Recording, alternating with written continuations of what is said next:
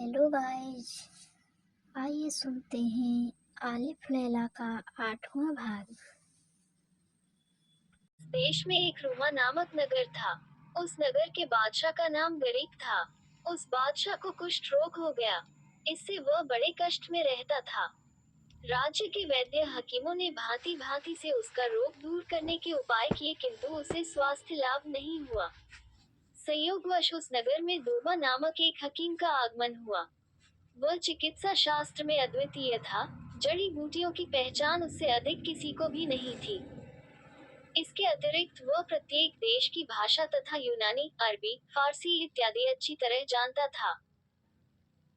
जब उसे मालूम हुआ कि वहां के बादशाह को ऐसा भयंकर कुष्ठ रोग है जो किसी हकीम के इलाज से ठीक नहीं हुआ है, तो उसने नगर में अपने आगमन की सूचना उसके पास भिजवाई और उससे भेंट करने के लिए स्वयं ही प्रार्थना की।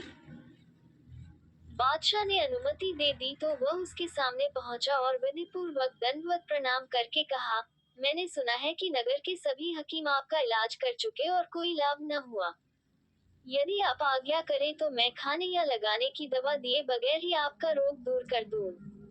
बादशाह ने कहा, मैं दवाओं से ऊब चुका हूँ। अगर तुम बगैर दवा के मुझे अच्छा करोगे तो मैं तुम्हें बहुत पारितोषिक दूंगा।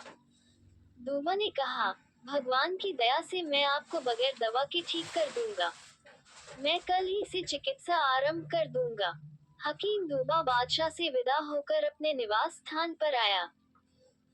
उसी दिन उसने कोड़ की दवाओं से निर्मित एक गेंद और उसी प्रकार एक लंबा बल्ला बनवाया और दूसरे दिन बादशाह को यह चीजें देकर कहा कि आप घुड़सवारी की गेंदबाजी पोलो खेलें और इस गेंद बल्ले का प्रयोग करें। बादशाह उसके कहने के अनुसार खेल के मैदान में गया।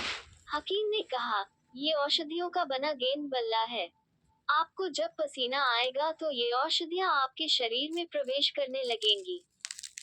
जब आपको काफी पसीना आ जाए और औषधियां भली प्रकार आपके शरीर में प्रविष्ट हो जाएं तो आप गर्म पानी से स्नान करें। फिर आपके शरीर में मेरे दिए हुए कई गुणकारी औषधियों के तेलों की मालिश होगी। मालिश के बाद आप सो जाएं। मुझे विश्वास है कि दूसरे दिन उठकर आप स्वयं को निरोग पाएंगे।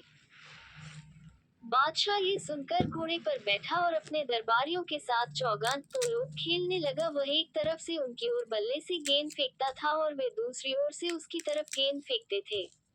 कई घंटे तक इसी प्रकार खेल होता रहा।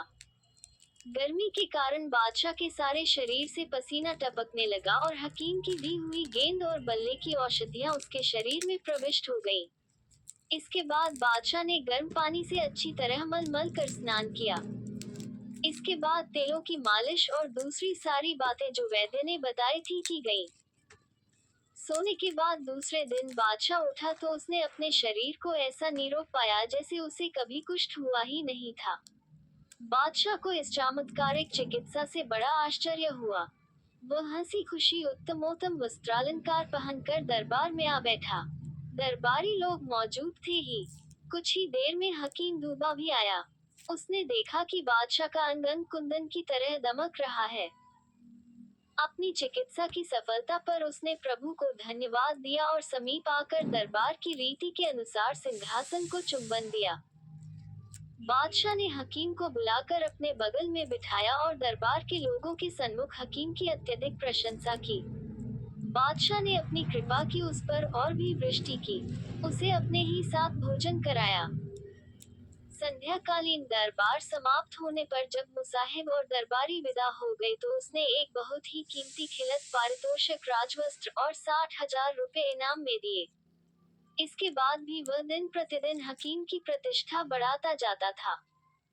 वह सोचता था कि हकीम ने जितना उपकार मुझ पर किया है उसे देखते हुए मैंने इसके साथ कुछ भी नहीं किया। इसीलिए वह प्रतिदिन कुछ न कुछ इनाम इकराम उसे देने लगा। बादशाह का मंत्री हकीम की इस प्रतिष्ठा और उस पर बादशाह की ऐसी अनुकंपा देखकर जल उठा। वह कई दिन तक सोचता रहा कि हकीम को बादशाह की निगाहों से कैसे गिराऊं।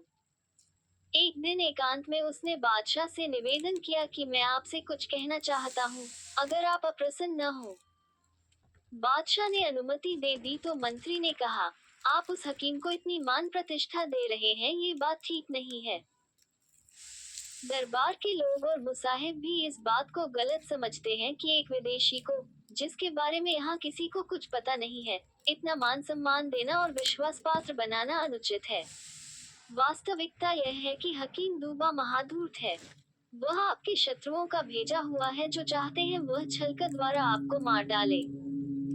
बादशाह ने जवाब दिया, मंत्री, तुम्हें हो क्या गया है जो ऐसी निर्मूल बातें कर रहे हो और हकीम को दो ठहरा रहे हो।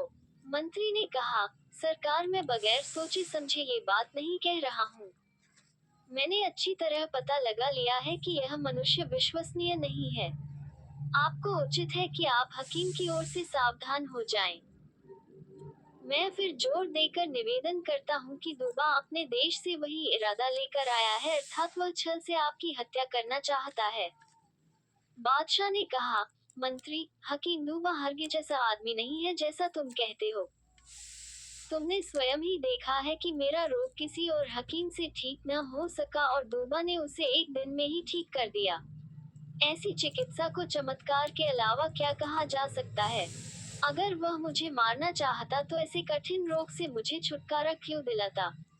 उसके बारे में ऐसे विचार रखना बड़ी नीचता है। मैं अब उसका वेतन 3000 रुपए मासिक कर रहा हूँ। विद्वानों का कहना है कि सत्पुरुष वही होते हैं जो अपने साथ किए गए किंचित मात्र उपकार को आजीवन न भूले। उसने तो मेरा इतना उपकार किया है कि अगर मैं उसे थोड़ा इनाम और मान सम्मान दे दिया तो तुम उससे जलने क्यों लगे? तुम यह न समझो कि तुम्हारी निंदा के कारण मैं उसका उपकार करना छोड़ दूंगा।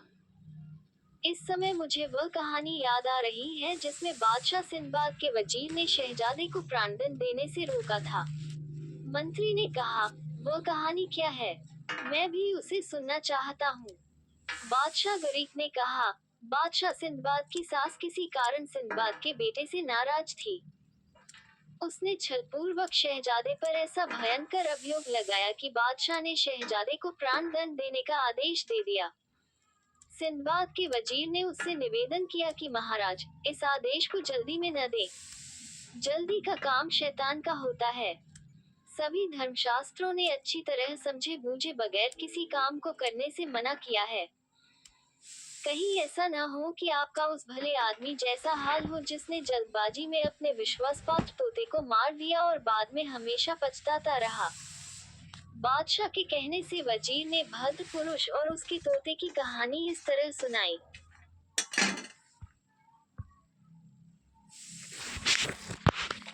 हेलो गाइस, अगला एपिसोड अगले भाग में